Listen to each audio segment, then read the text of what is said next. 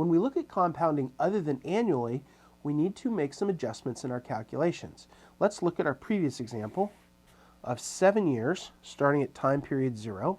1, 2, 3, 4, 5, 6, 7 years.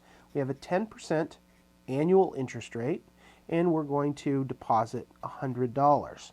Well, if we get annual interest, we know that the answer from our previous example was $194.87 is the amount we will receive at the end of 7 years compounded annually. But what if we cut the time period in half and compound every 6 months? Well, that changes our math just a little bit.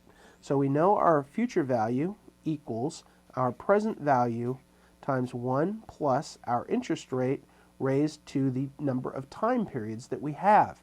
In this case, we're going to have more time periods or more payments than just annual, so we need to make an adjustment.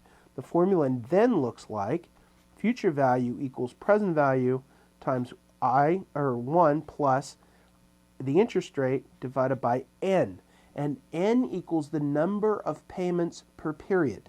In this case, n equals 2 because we're compounding it every 6 months. So that is raised to the number of time periods, number of years, 7, multiplied by n. So the number of payments, the exponential term here, in this case is not 7 years, but since there's 2 payments per period, it's actually 14 years. So an example I think would probably make this easier to understand. Let's use our example here.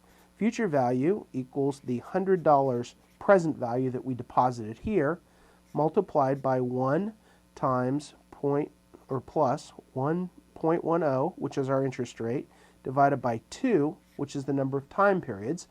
So if it's 10% interest annually, it's 5% interest semi-annually. And that's raised to the time periods, which is 7 years, multiplied by how many periods there are per year. So that's 14. So if we do this calculation, we find that the answer is $197.99. That is the amount that we would receive at the end of the 7th year if our 10% annual rate was compounded semi-annually or every 6 months. So you can see that the difference between $197.99 and $194.87 means that the more often we compound, the more interest we accrues and the more return we get. So we like compounding more often. So compounded daily is a very good thing that banks are paying us.